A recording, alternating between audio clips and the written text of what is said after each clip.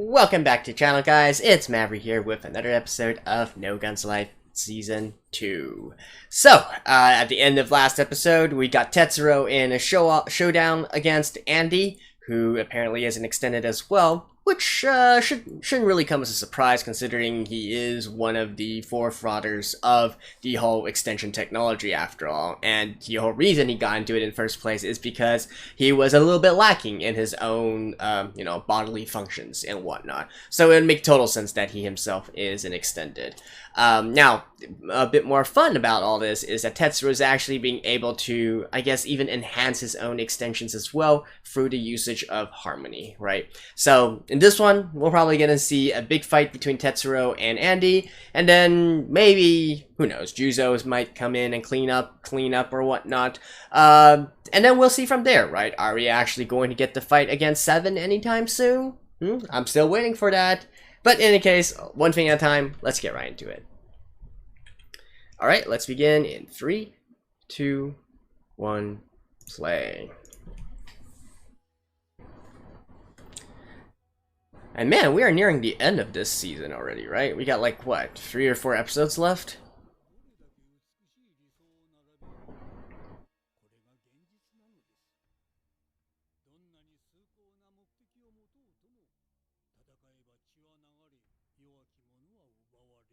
I wonder if his eyes are also extensions. Probably.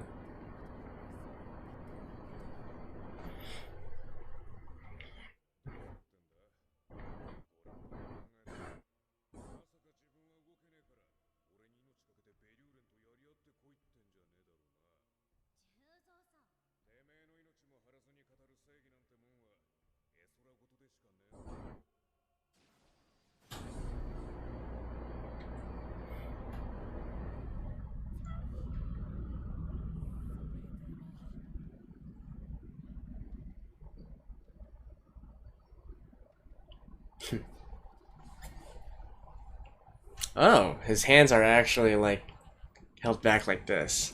Like, who thought of these designs? Seriously. Now, I know in-universe, right, it's probably Andy who's the cause of all this. But seriously, like, what kind of artist thought of this kind of design? Damn.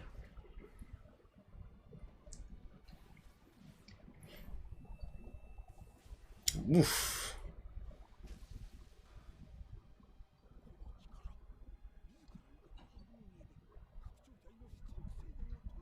Oh, extensions have power limitations? Damn. A punch. Right to the face. Like, wake up, dude! I'll punch out your corruption.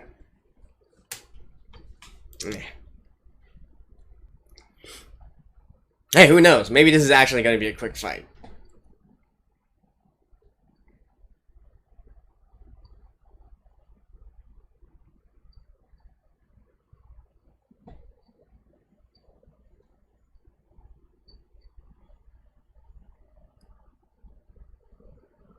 Light the fire here. The fire here. Light the fire here to me. Give it away. Ah, that's such a great transition there. I love that. Not the animation, the song. Although the animation did conform to the song pretty well.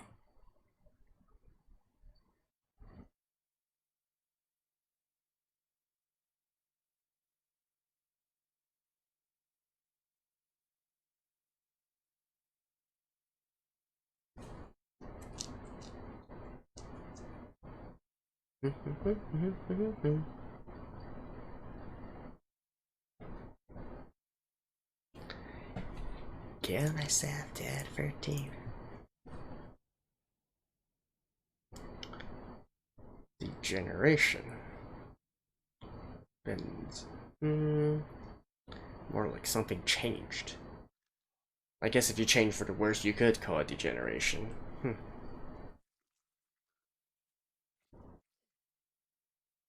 Ouch.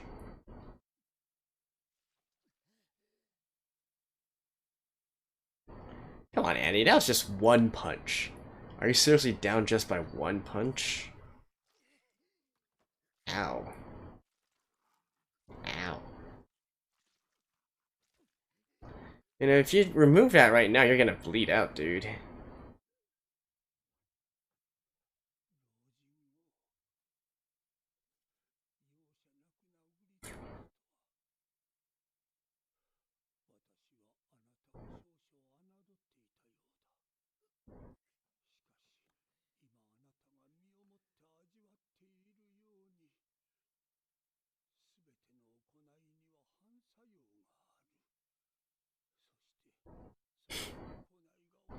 Yes, yes, we know the law of physics.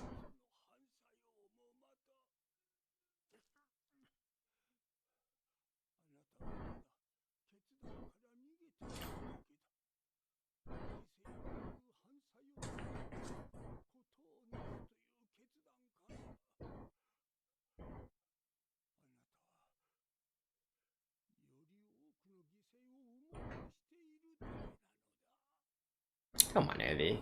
Who said that your way is right?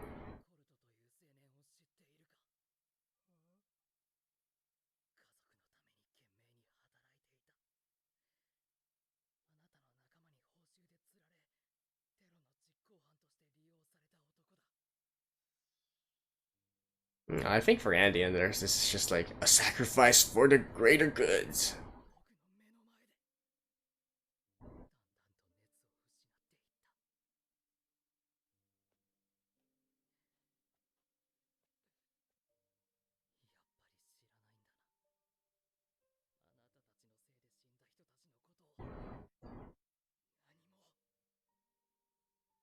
I mean, I don't really think they care about that, to be honest.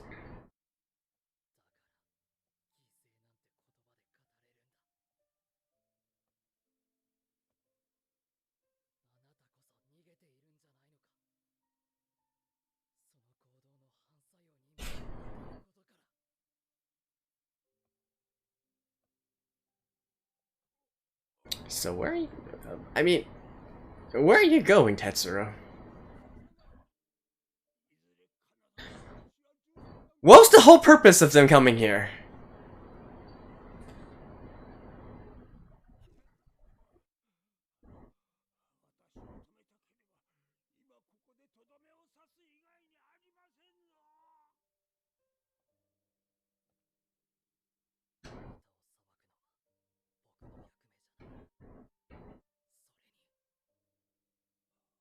Oh, so are you gonna hand him over to the police?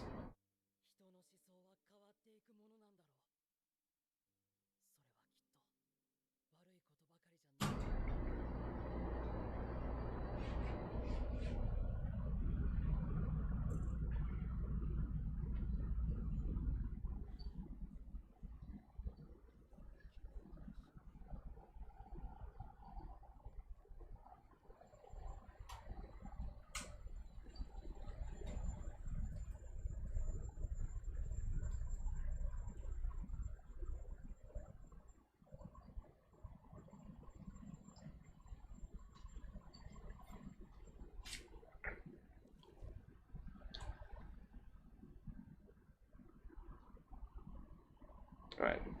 Are you gonna help him now, Andy?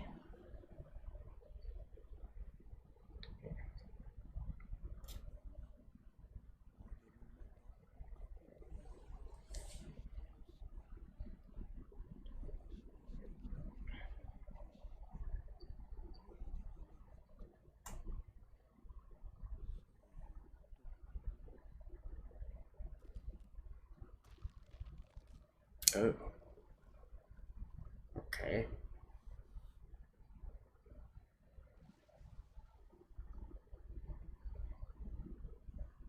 So who is it now?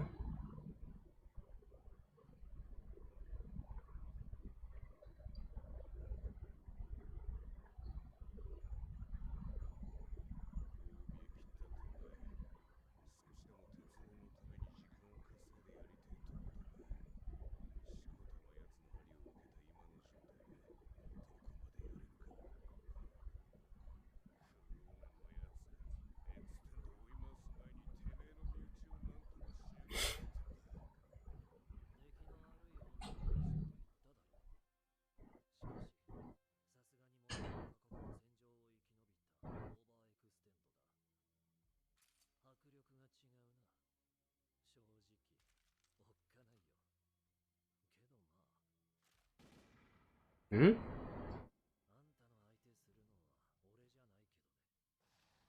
Oh, we can enhance him as well.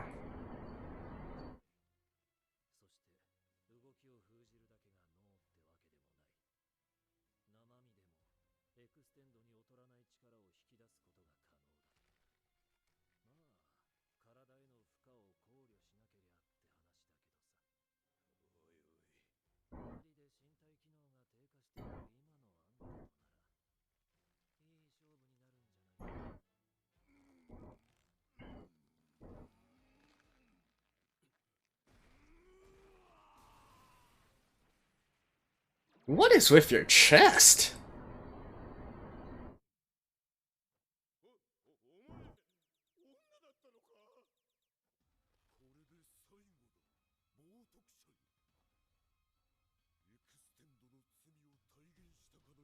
What? Oh my god. Oh my god, what the hell is this? I literally thought that, the thing that was shot into him caused him to change into a woman. Oof.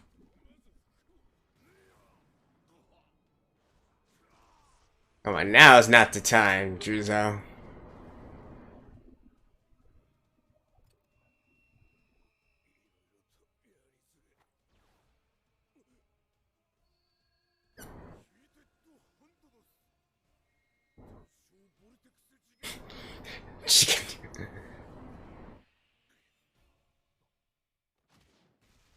What?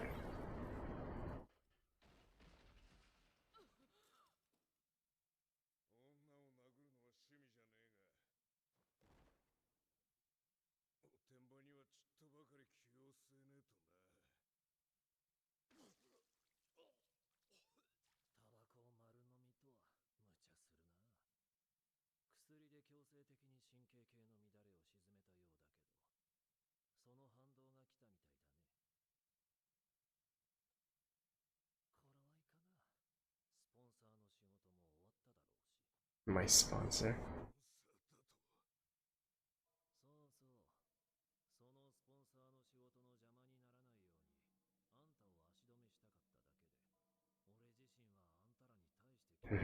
They're both doing sort of the same thing.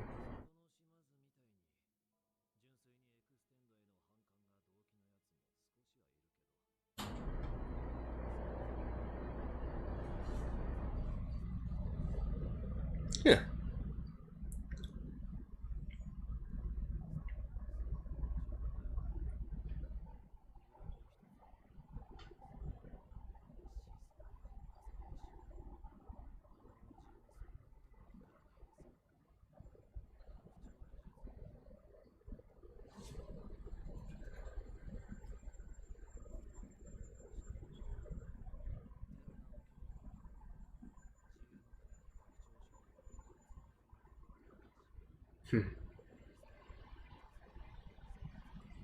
That's kind of true.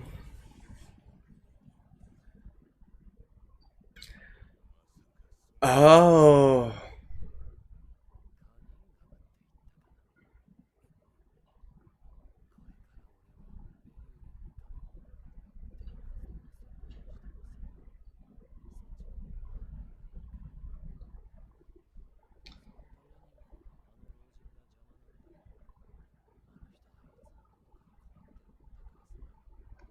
Oh, is this 7?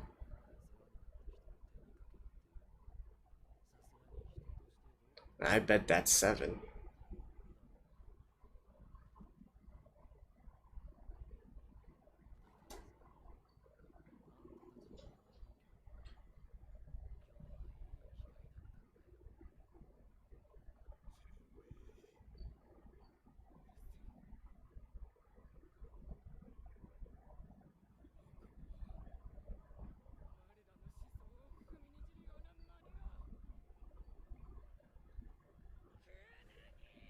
I think she's dead. Oof.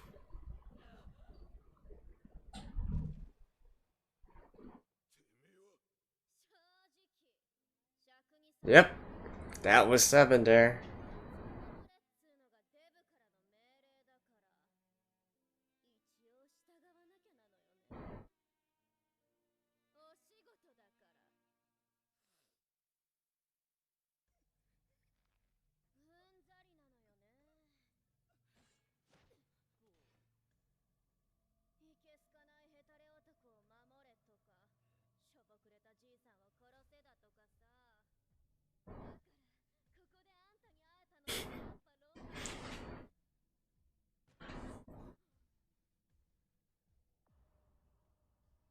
Ouch.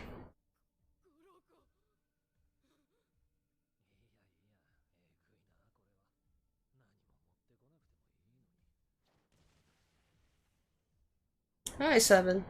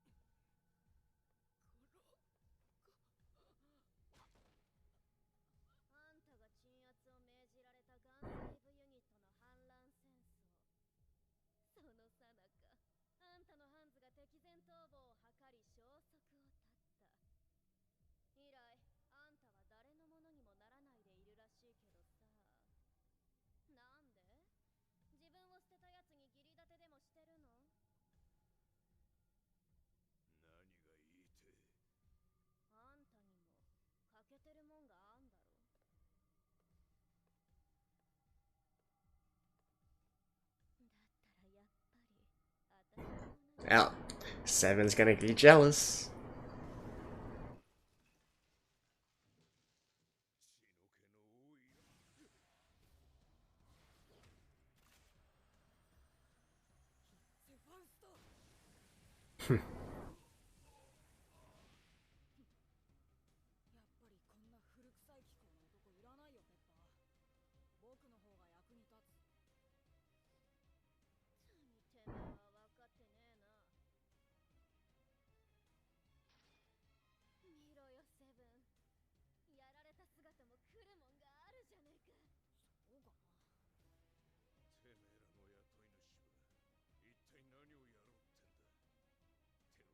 Oh, it's literally his entire body. Oh, yeah, that makes sense. He's pretty much entirely cyborg now.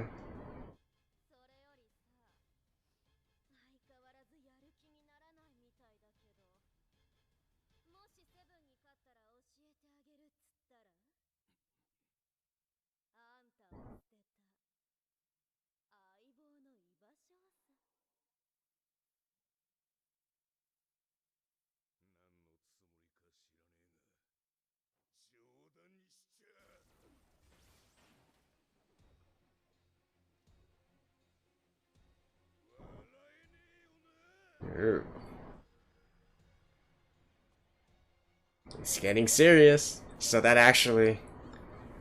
was actually pretty effective, actually.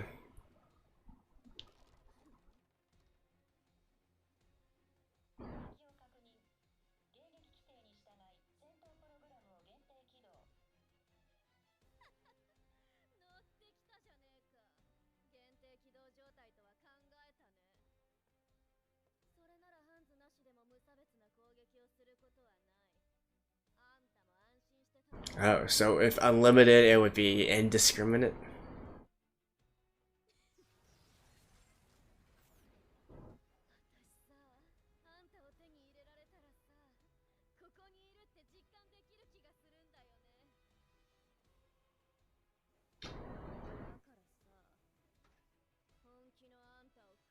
Saying that while actually still using 7.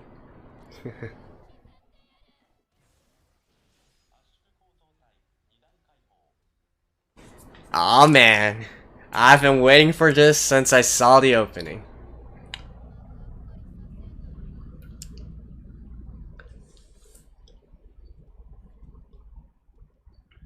Oh, it's Cronin.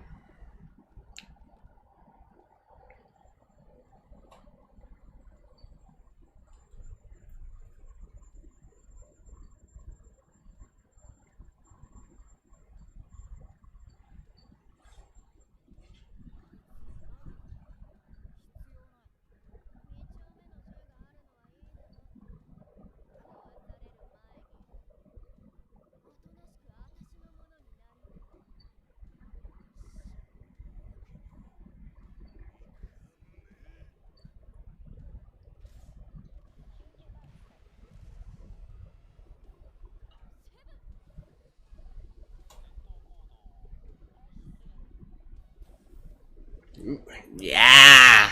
There we go. That's what I want to see.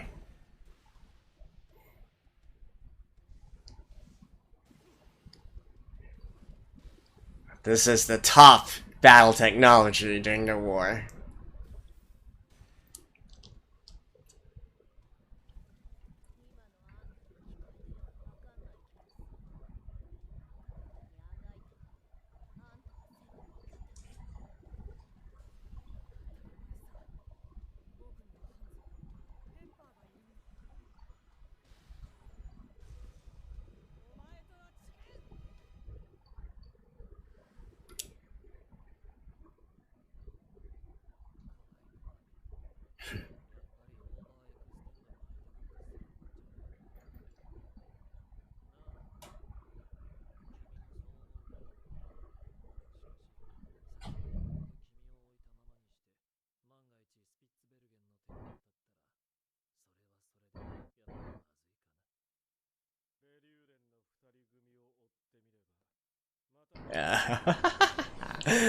Okay.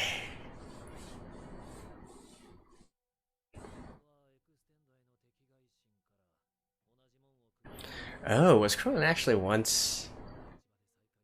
Oh no. It looks like he never joined the Spitsbergen. Or maybe he was also trained by Spitsbergen but did not end up joining them?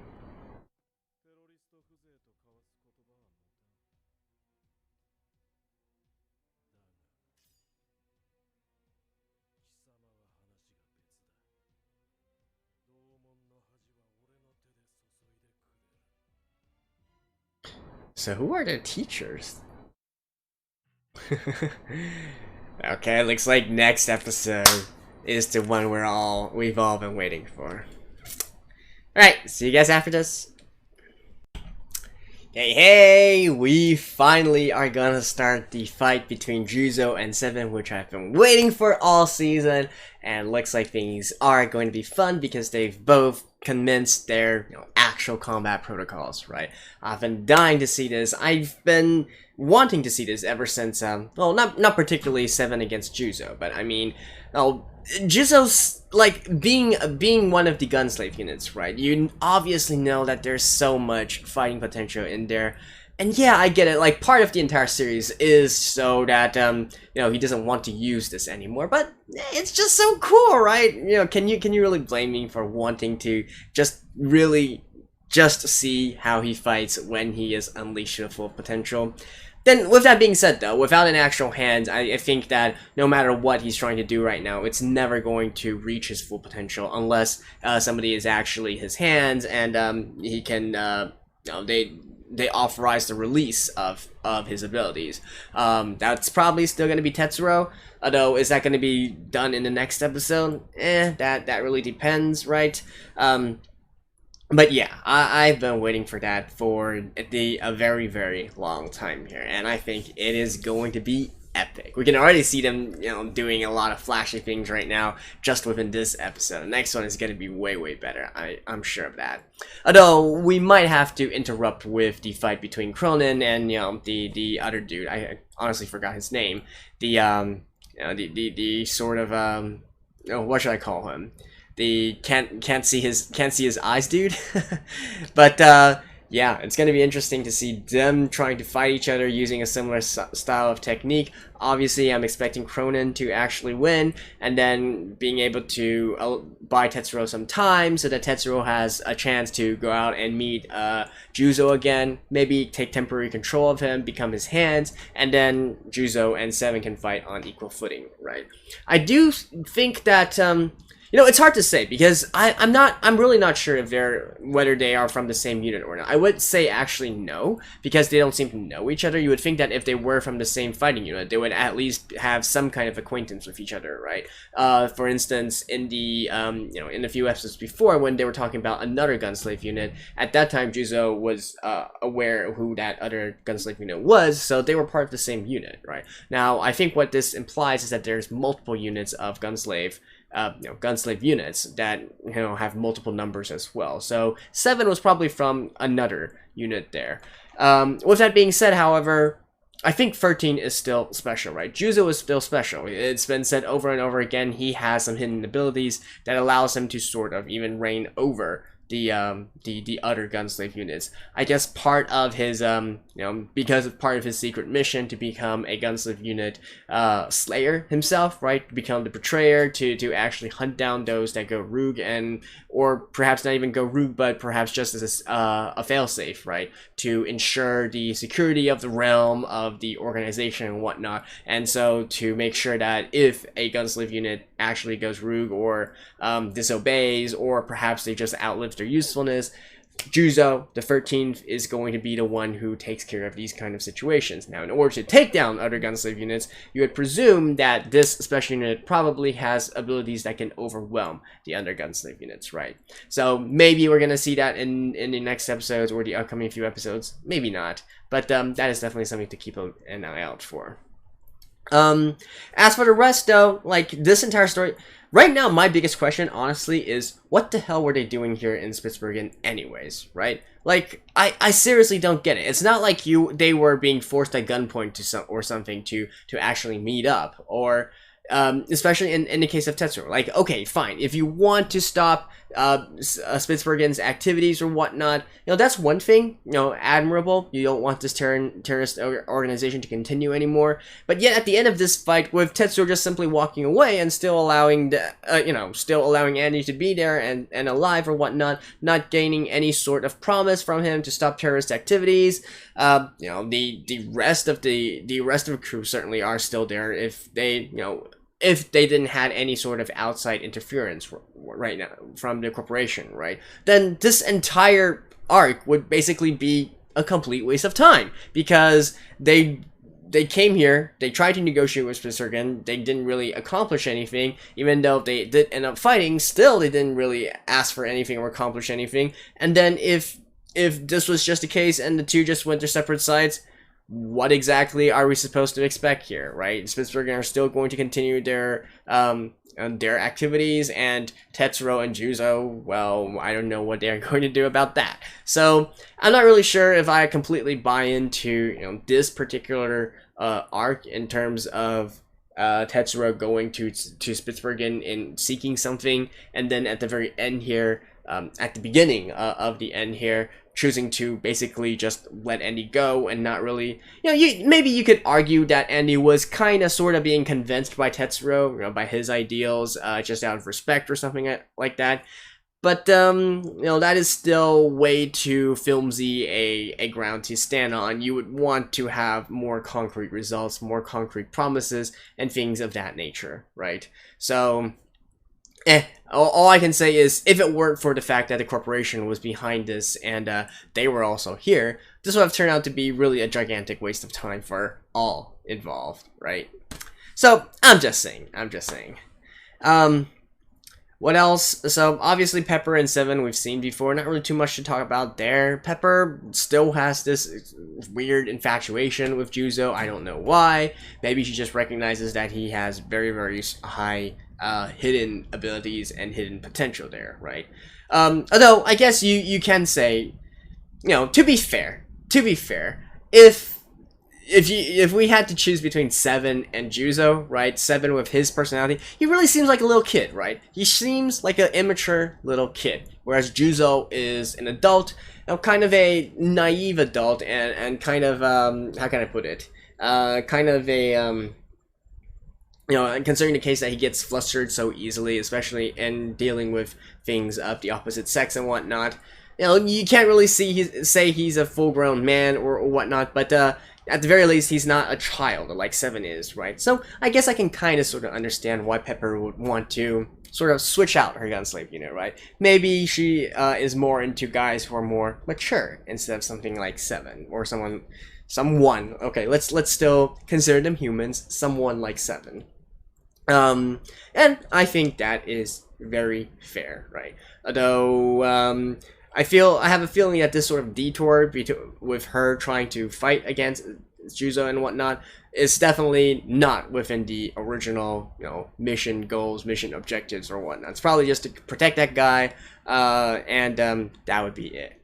So we'll see how things go here. Obviously, I don't expect either Juzo or Tetsuro to actually kill or imprison or whatnot, do anything of that sort to Seven and Pepper. So they're probably gonna have a chance to be defeated, go back, report the higher ups, and then we can get into the next arc and see what the corporation is going to do then. Anyways, that's it for No Guns Life, episode 21. Hope you guys enjoyed this one, and I will see you guys next week as well. And boy, we really need to stay tuned for the next episode. I can't wait. See you guys next time.